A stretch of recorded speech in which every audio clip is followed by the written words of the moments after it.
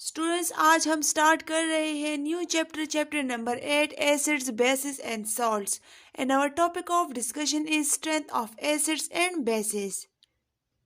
लेकिन strength of acids and bases को discuss करने से पहले स्टूडेंट्स ये देखते हैं कि एसिड्स क्या होते हैं और बेसिस क्या होते हैं।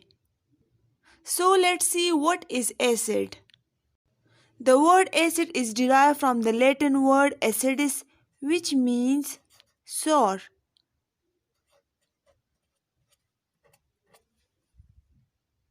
क्योंकि एसिड्स का टेस्ट सॉर मतलब खट्टा होता है। स्टूडेंट्स, हम एसिड्स को इस तरह डिफाइन कर सकते हैं कि एसिड इज ए सब्सटेंस और अ मॉलिक्यूल और अ species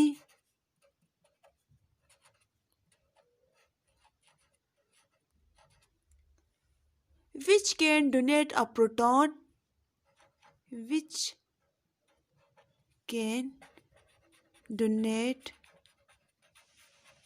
a proton or accept an electron pair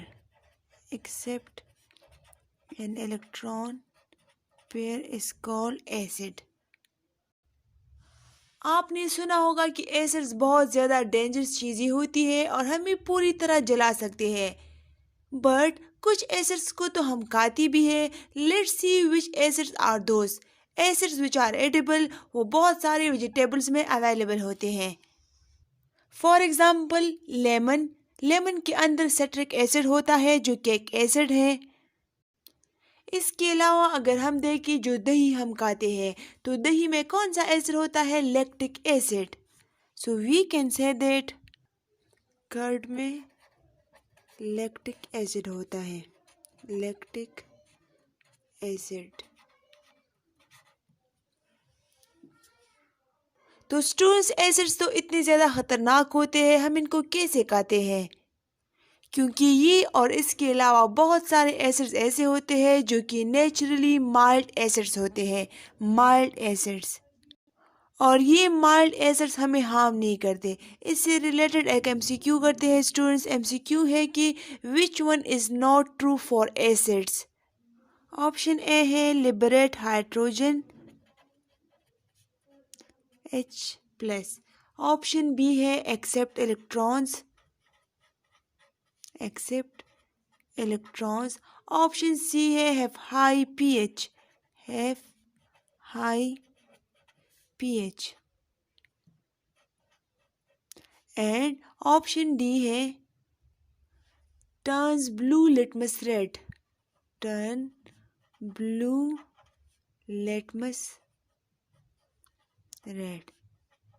तो स्टूडेंट्स, देखिए एसिड्स की कुछ प्रॉपर्टीज़ होती है। एसिड वो सब्सटेंस होते हैं जो कि हाइड्रोजन लिबरेट करते हैं। इसके अलावा हम इसको इस तरह भी डिफाइन कर सकते हैं कि एसिड्स वो सब्सटेंसेस होते हैं जो इलेक्ट्रॉन्स को एक्सेप्ट करते हैं। अगर हम पीएच की बात करें तो याद रखिए एसिड्स की पीएच लो होते हैं और बेसिस की पीएच मोर देन 7 होते हैं। So option number C will be your correct option. और एसिड की ये भी प्रॉपर्टी है कि ये ब्लू लिटमस को रेड में कन्वर्ट करते हैं। तो एमसीक्यू को देखिए which one is not true for acid. इनमें से कौन सी करेक्टरिस्टिक, कौन सी प्रॉपर्टी एसिड्स की नहीं है? तो ये देखिए एसिड्स का पीएच हाई नहीं होता। So your correct option is option C. Students, अब अगर बेसिस की बात करें so what is base? These are the substance the substance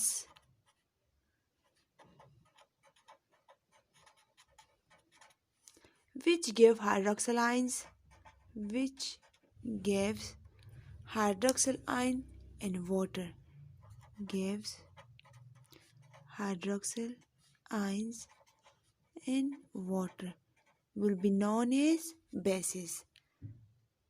students, जिस तरह एसिड्स हमारे सराउंडिंग्स में होते हैं तो क्या उसी तरह बेसिस भी हर जगह होते हैं?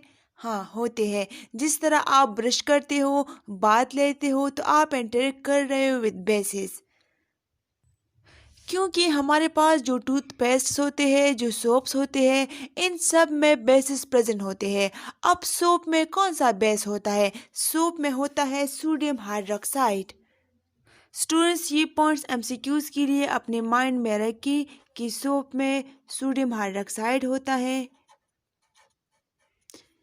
इसी तरह अगर हम टूथपेस्ट की बात करें, टूथपेस्ट में कौन सा बेस होता है?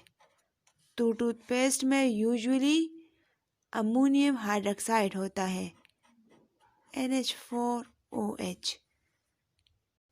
इसी तरह अगर वेजिटेबल्स की बात करें तो करेले में जिसको बिटर गार्ड कहा जाता है उसमें भी बेसिस होती है क्योंकि उसका टेस्ट कड़वा होता है। इसी तरह soaps, toothpaste, they are slippery, और ये हमारे पास बेसिस की प्रॉपर्टीज है, कैरेक्टरिस्टिक्स है कि bases are bitter and slippery chemicals. चलिए स्टूडेंट्स, अब बात करते हैं strength of acids and bases की। अब स्ट्रेंथ का मतलब क्या होता है? देखिए स्टूडेंट्स, जब हम वाटर में कोई एसिड डालते हैं तो वो आयंस में स्प्लिट हो जाते हैं। तो जितनी ज़्यादा हाइड्रोजन आयंस प्रोड्यूस होंगी एक्वस सॉल्यूशन में, उतनी ज़्यादा एसिड की स्ट्रेंथ होती है। इसलिए हम कह सकते हैं कि greater the hydrogen ions concentration, greater the hydrogen ions concentration,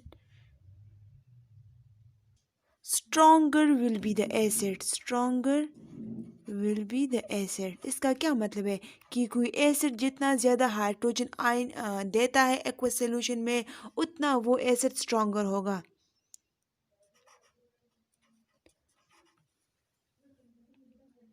इसी तरह हम बेसिस की स्ट्रेंथ को भी एक्सप्लेन कर सकते हैं कि जब कोई बेस जितना ज़्यादा हाइड्रोक्सिल आयंस देता है किसी एक्वस सॉल्यूशन में, जब हम उस बेस को वाटर में ऐड करते हैं तो जितनी ज़्यादा हाइड्रोक्सिल आयंस की प्रोडक्शन होती है, हम कहेंगे कि ये बेस उतना ज़्यादा स्ट्रॉन्ग है। सो हम लिख सकते हैं कि greater the hydroxyl ions production, greater hydroxyl ions an aqueous solution.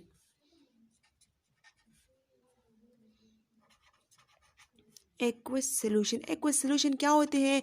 जिसमें एक्वस का मतलब वो होता है कि जब आपके पास सॉल्यूशन में वाटर यूज़ होता है एज ए सॉल्वेंट, ऐसी सॉल्यूशन को हम एक्वस सॉल्यूशन कहते हैं। So greater the hydroxyl ions in aqueous solution, stronger the base will be, stronger the base will be, stronger will be base, will be your base.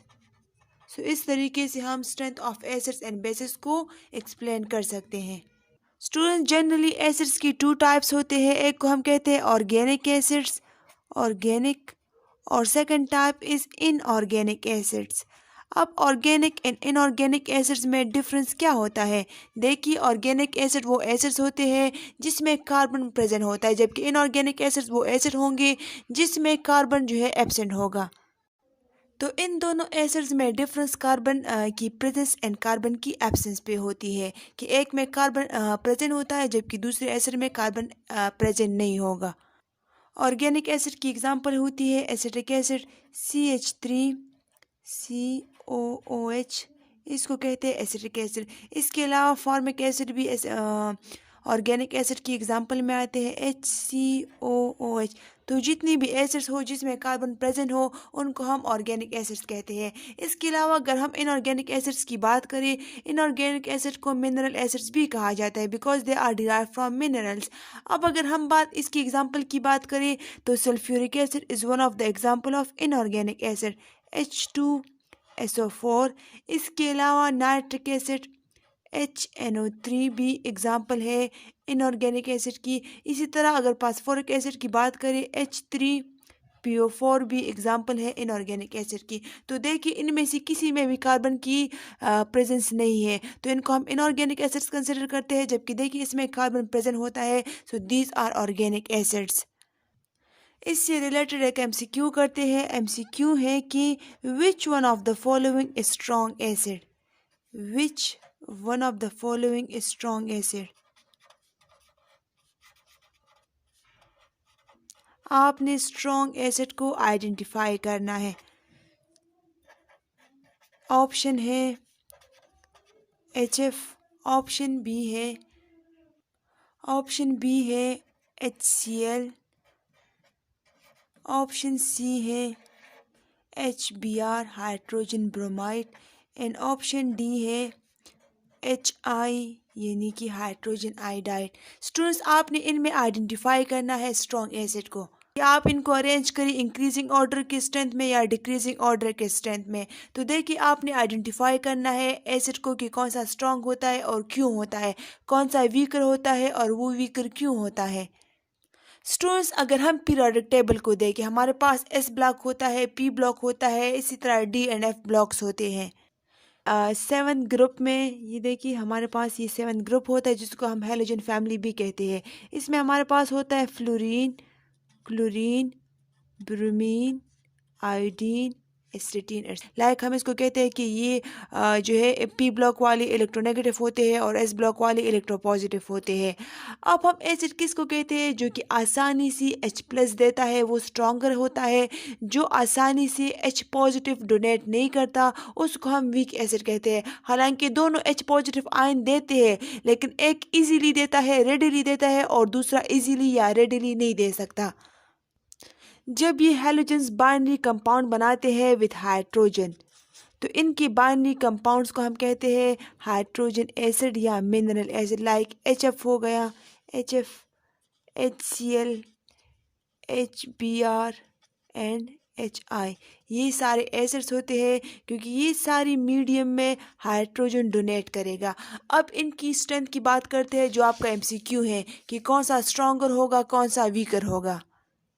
Students, अगर हम group में trend देखें तो हमें पता है कि फ्लोरीन का साइज़ सबसे कम होता है, फिर क्लोरीन का साइज़ होता है, मतलब साइज़ जो है वो ग्रेजुअली इंक्रीज होता है। इसी तरह फिर हमारे पास ब्रोमीन का साइज़ और भी ज़्यादा होता है और आयोडीन का साइज़ उनसे भी ज़्यादा होता है।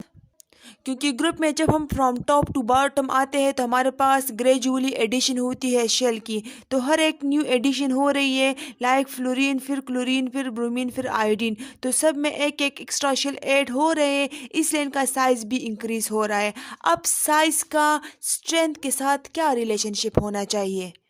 स्टूडेंट्स, याद रखिए कि जितना साइज़ इंक्रीज होता है उतना उनका बॉन्ड लेंथ भी इंक्रीज होता है। ये देखिए हमारे पास HF होता है, इसका साइज़ कम है तो बॉन्ड लेंथ इसका कम होगा। फिर हमारे पास होता है HCl, इसका बॉन्ड लेंथ ज़्यादा होगा एज़ कम्पेयर टू HF। फिर हमारे पास है HBr एंड देन HI।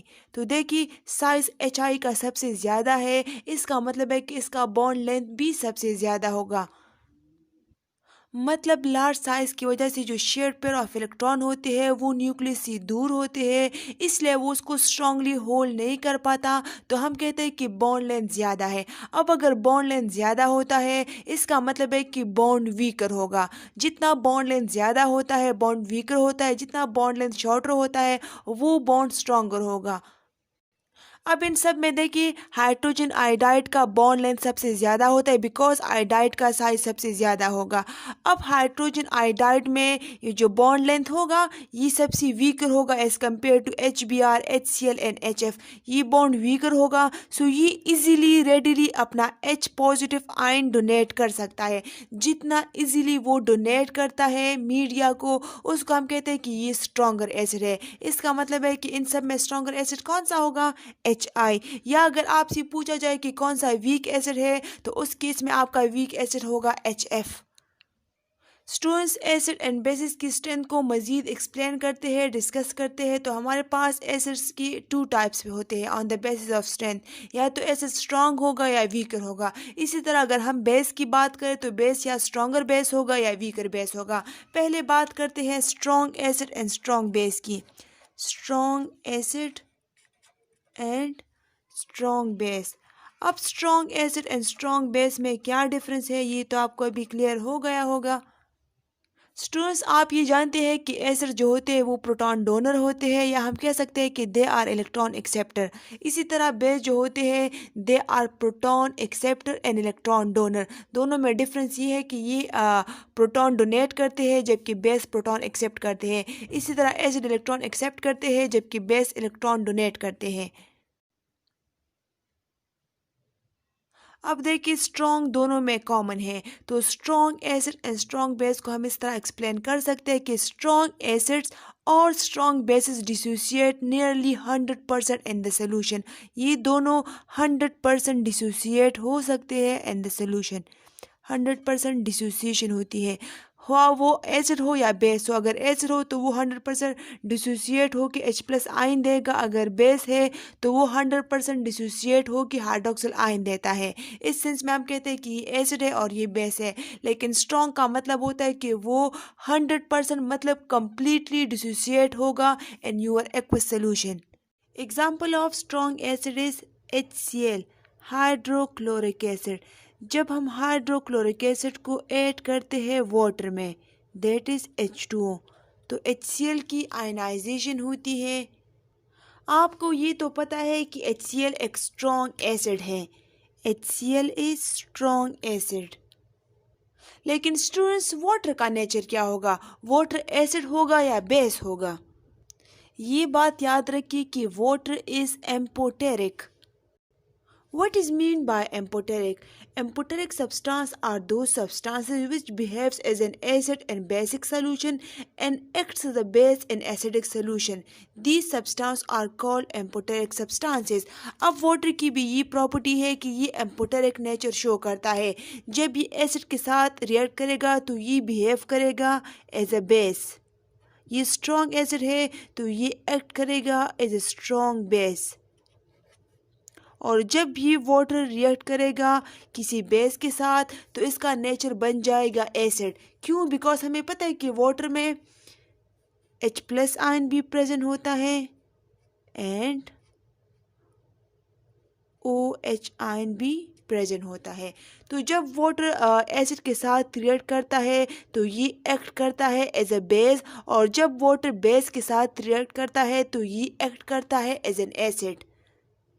देखिए स्टूडेंट्स, याद रखिए कि जैसे ही हम ऐड करते हैं वाटर मॉलिक्यूल की जो कॉन्सेंट्रेशन होती है वो भी टोटल कॉन्सेंट्रेशन होती है और हम उसको लेते हैं 1 की इक्वल।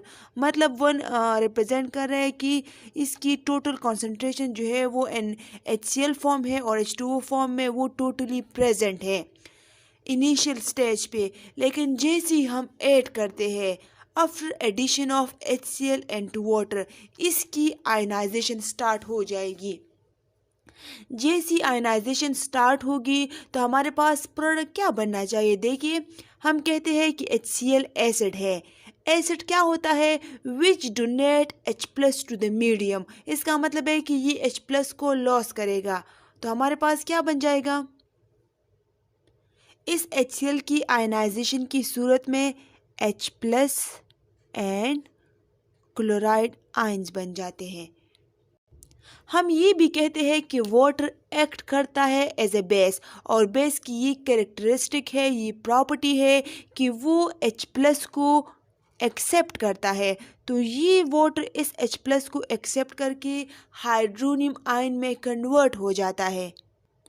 इसको कहते हैं हाइड्रोनियम आयन और hydronium ion, and this one is chloride ion. अब ये क्लोरीन नहीं रहेगा बल्कि ये बन जाता है क्लोराइड आयन।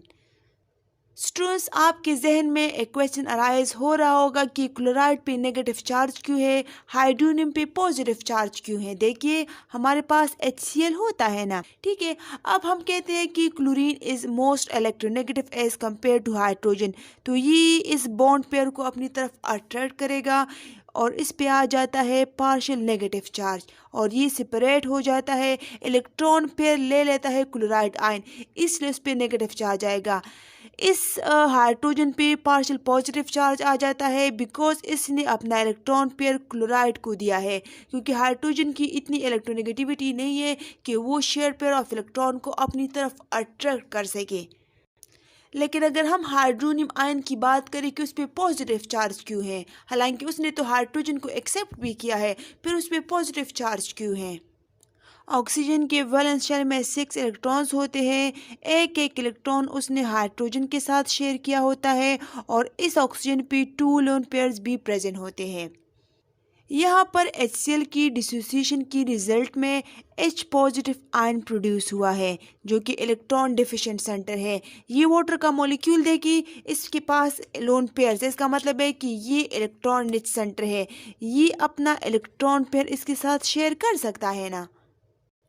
तो जब ये वाटर मॉलिक्यूल अपना लोन पेयर हाइड्रोजन के साथ शेयर कर लेता है तो कुछ इस तरह का स्ट्रक्चर बन जाता है, जिसमें ऑक्सीजन हाइड्रोजन के साथ ऑलरेडी 2 बॉन्ड्स के थ्रू अटैच है, कनेक्ट है, और एक इलेक्ट्रॉन पेयर ये इस हाइड्रोजन के साथ शेयर कर लेगा। इसके पास एक लोन पेयर अपना अभी भी मौजूद है। अब देखिए स्टूडेंट्स, हमें पता है कि ऑक्सीजन की कैपेबिलिटी है कि वो मैक्सिमम 2 बॉन्ड्स बना सके, because oxygen belong to group 6 से बिलोंग करता है। इसका मतलब है कि इसके वैलेंस शेल में 6 इलेक्ट्रॉन्स है, तो ये 2 बॉन्ड्स बना सकता है, इसमें 2 बॉन्ड्स बनाने की कैपेबिलिटी है। लेकिन इसने अपने स्ट्रेंथ से ज़्यादा बॉन्ड्स बनाए हैं। देखिए ये 2 बॉन्ड्स बना सकते हैं, लेकिन इसने 3 बॉन्ड्स बनाए हैं। इसकी रिजल्ट में इसके ऊपर पॉजिटिव चार्ज आ जाता है, तो हम कहते हैं कि hydronium ion is partial positive charged. चलिए, ये तो एग्जाम्पल थी स्ट्रॉन्ग एसिड की, और इसकी डिसोसिएशन की हमने बात की कि वाटर में किस तरह डिसोसिएट होता है। अब देखिए, जब इसकी आयनाइजेशन होती है तो हमने इनिशियल स्टेज पे इसकी कॉन्सेंट्रेशन 1 ली थी, लेकिन आफ्टर आयनाइजेशन हमारे पास रिएक्टेंट्स की क्या कॉन्सेंट्रेशन होगी और प्रोडक्ट्स की क्या कॉन्सेंट्रेशन होगी। स्टूडेंट्स, अब याद रखिए कि आफ्टर आयनाइजेशन हमारे पास HCl इन वाटर की कॉन्सेंट्रेशन होगी 0.001, लेकिन जो हमारे पास हाइड्रोनियम आयंस है या जो हमारे पास क्लोराइड आयन है उनकी कॉन्सेंट्रेशन मैक्सिमम होगी, that is 0.99। Similarly concentration of chloride will be 0.999। ये देखिए हमारे पास अप्रोक्सीमेटली 1 की इक्वल होता है। इससे क्या शो हो रहा है, ये हमें क्या शो कर रहा है। देखिए हमारे पास, हम कहते हैं ना कि HCl जो है वो 100% या कम्प्लीटली आयनाइज होता है, तो हम कहते हैं कि ये स्ट्रॉन्ग एसिड है। तो ये देखिए ये कम्प्लीटली अप्रोक्सीमेटली या नियरली 100% डिसोसिएट हुआ है, इसका मतलब है कि ये स्ट्रॉन्ग एसिड है। इसलिए तो हम इसकी कंसनट्रेशन अप्रोक्सीमेटली 99% शो कर रहे हैं, जबकि इसकी जो ओरिजिनल HCl या वाटर का फॉर्म होता है अब वो उस फॉर्म में नहीं है, बल्कि ये कम्प्लीटली आयनाइज हो चुका है, तो हम कहते हैं कि ये स्ट्रॉन्ग एसिड है। आई होप स्टूडेंट्स अभी आपको स्ट्रॉन्ग बेस का कॉन्सेप्ट आसानी से समझ आ जाएगा। अगर हम कोई स्ट्रॉन्ग बेस लेते हैं, for example sodium hydroxide is a strong base. इसके अलावा और भी स्ट्रॉन्ग बेसिस होते हैं, फॉर एग्जांपल बेरियम हाइड्रोक्साइड है, या पोटाशियम हाइड्रोक्साइड्स है, या जितनी भी अल्कली मेटल्स की हाइड्रोक्साइड है, दे आर स्ट्रॉन्ग बेसिस। ठीक है, तो अब अगर हम सोडियम हाइड्रोक्साइड की आयनाइजेशन की बात करें, अगर हम सोडियम हाइड्रोक्साइड को ऐड करें इनटू वाटर, अब देखिए students, sodium hydroxide strong base है, और हमने अभी एक बात की कि वाटर जब स्ट्रॉन्ग बेस के साथ रिएक्ट करता है तो ये एक्ट करता है एज अ स्ट्रॉन्ग एसिड। जब ये एक्ट करेगा विद स्ट्रॉन्ग एसिड तो वाटर बन जाएगा स्ट्रॉन्ग बेस। इस सिचुएशन में सोडियम हाइड्रोक्साइड स्ट्रॉन्ग बेस है, तो वाटर जो है वो एक्ट करेगा as a strong acid due to amphoteric nature. अब हमारे पास इसकी आयनाइजेशन होगी, as the result of ionization ये कन्वर्ट हो जाएगा इनटू इट्स करस्पॉन्डिंग आयंस। इसी तरह सोडियम हाइड्रोक्साइड की आयनाइजेशन होगी तो हमारे पास बन जाएगा सोडियम आयन, और साथ में हाइड्रोक्सिल आयन की प्रोडक्शन होगी। इसी तरह वाटर की भी आयनाइजेशन होगी, तो हम कहते हैं कि सोडियम हाइड्रोक्साइड जो है वो स्ट्रॉन्ग एसिड है, so it will completely dissociate into its corresponding ions. इसी तरह अगर पोटाशियम हाइड्रोक्साइड को हम ऐड करें वाटर में, सो इसकी रिजल्ट में हमारे पास क्या बनेगा अगर हम इसको ऐड करें into water. Potassium hydroxide is a strong base, इसकी रिजल्ट में हमारे पास पोटाशियम आयन बनेगा और हाइड्रोक्साइड आयन बनेगा। इसके अलावा हम एक और एग्जांपल ले सकते हैं बेरियम हाइड्रोक्साइड की। ये देखिए हमारे पास ये है बेरियम हाइड्रोक्साइड। जब इसकी डिसोसिएशन होती है, ये स्प्लिट होता है, तो इसकी रिजल्ट में बनता है barium +2, because barium belongs to group 2, और साथ में हाइड्रोक्सिल आयन की प्रोडक्शन भी होगी, हाइड्रोक्सिल आयन। ये 2 है तो इधर हम बैलेंस करने के लिए 2 लिख सकते हैं। सो इस तरह हम कहते हैं कि strong acid and strong bases की डिसोसिएशन होती है कम्प्लीटली। इस स्टेज में भी इसकी कॉन्सेंट्रेशन आफ्टर डिसोसिएशन अप्रोक्सीमेटली 0 की इक्वल होती है, जबकि इन आयंस की या इन आयोनिक फॉर्म्स की कॉन्सेंट्रेशन जो है वो मैक्सिमम या 99% होती है। और हम जो डिफिनेशन में कहते हैं कि नियरली 100% डिसोसिएट होता है, वो डिफिनेशन यहाँ पे सेटिस्फाई हो जाता है। स्टूडेंट्स, अब अगर हम weak acids and weak bases की बात करें तो एक चीज़ याद रखें कि weak acids and weak bases dissociate in a very partial manner, dissociates into solution in a very partial manner। इसका क्या मतलब है पार्शियल मैनर का? In a very partial manner. Partial manner का मतलब है कि ये कम्प्लीटली डिसोसिएट नहीं होगा बल्कि ये पार्शियली डिसोसिएट होगा, मतलब सम एक्सटेंट तक ये डिसोसिएट हो सकता है। जब ये कम्प्लीटली डिसोसिएट नहीं होता हुआ वो एसिड हो या बेस हो, फिर हम उसको वीक एसिड या वीक बेस कहेंगे। चलिए कुछ एग्जांपल्स देखते हैं। First example of weak acid is HF, hydrogen fluoride. ये एक वीक एसिड है। जब ये वाटर में डिसोसिएट होता है H2O, तो हमारे पास बनेगा as a result of dissociation hydronium ion और साथ में फ्लोराइड आयन। इसी तरह अगर हम बात करें एसिटिक एसिड की, acetic acid is a weak acid. Acetic acid का फॉर्मूला होता है CH3COOH। जब हम इसको वाटर में डिज़ोल्व करते हैं तो as a result of dissociation हमारे पास क्या होगा, हाइड्रोनियम आयन की प्रिपरेशन होगी और साथ में एसीटेट आयन बनेगा CH3COO नेगेटिव।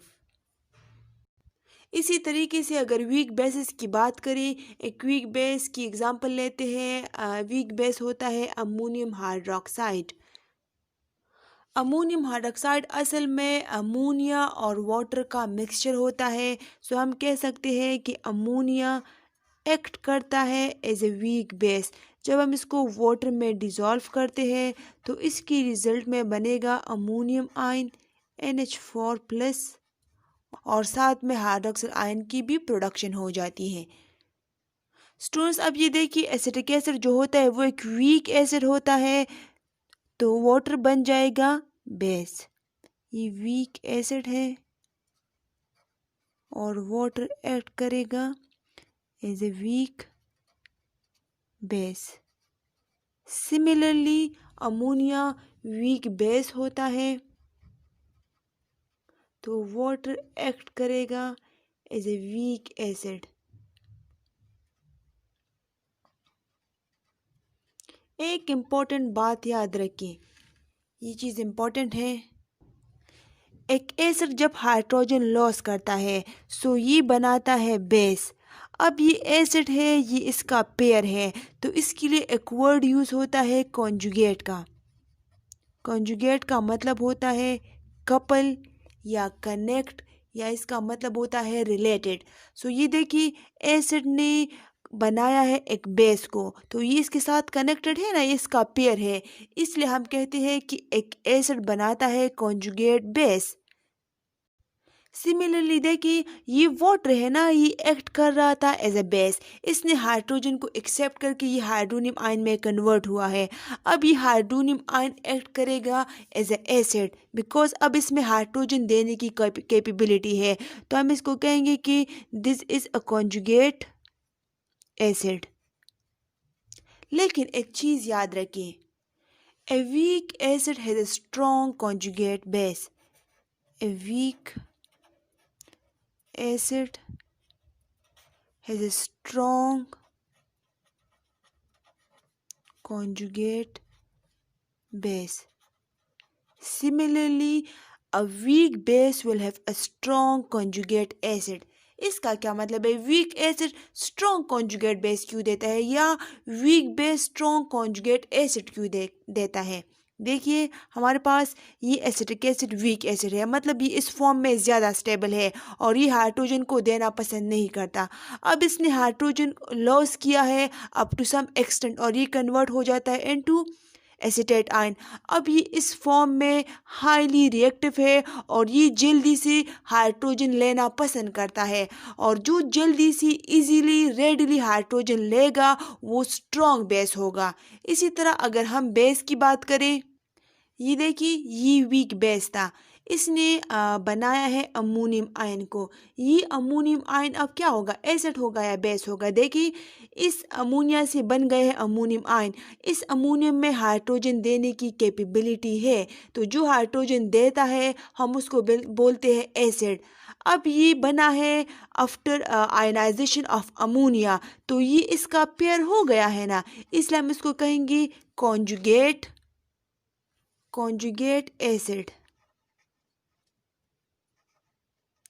लेकिन ये चीज़ याद रखिए कि वीक बेस हमेशा स्ट्रॉन्ग कॉन्जुगेट एसिड देता है। अब ये स्ट्रॉन्ग किस तरह होगा, देखिए ये इस फॉर्म में हाइड्रोजन जो है लेना पसंद नहीं कर रहा था, ये वीक बेस था, या हम कहते हैं कि इलेक्ट्रॉन एक्सेप्ट करना। ये अमोनिया वीक बेस होता है, ये रेडिली आयनाइज नहीं होता। ये जब कन्वर्ट होता है इनटू अमोनियम आयन तो इस फॉर्म में ये हाईली रिएक्टिव है और ये आसानी से अपना H इजीली देना पसंद करता है। अब ये इजीली दे रहा है तो हम कहते हैं कि ये स्ट्रॉन्ग है। लेकिन कौन सा स्ट्रॉन्ग एसिड है, कॉन्जुगेट स्ट्रॉन्ग एसिड है। कॉन्जुगेट किसका है, कपल किसका है, पेयर किसका है, इस अमोनिया का। तो इस सेंस में हम कहते हैं कि it is strong conjugate acid. इसी तरह ये वाटर मॉलिक्यूल था ना, ये वीक बेस है तो ये वीक एसिड है। अब ये वीक एसिड कन्वर्ट होगा into hydroxyl ion, weak acid convert होगा इनटू अ बेस, तो हम इसको कहेंगे conjugate base of what, conjugate base of water.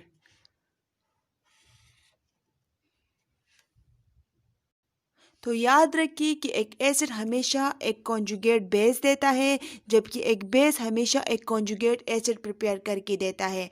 अब कॉन्जुगेट बेस क्या होता है, हम इसको इस तरह डिफाइन कर सकते हैं कि conjugate base is a substance form when an acid loss hydrogen ion. जब एसिड हाइड्रोजन आयन लॉस करता है तो इसकी रिजल्ट में हमारे पास कॉन्जुगेट बेस बनता है। इसी तरह कॉन्जुगेट एसिड वो सब्सटेंस होता है जो कि तब बनता है जब कोई बेस हाइड्रोक्सिल आयन लॉस करता है, तो इस लॉस की रिजल्ट में जो सब्सटेंस बनता है हम उसको कॉन्जुगेट एसिड कहते हैं। इससे रिलेटेड एक एमसीक्यू करते हैं। एमसीक्यू कुछ इस तरह है कि conjugated acid base pair, conjugated acid base pair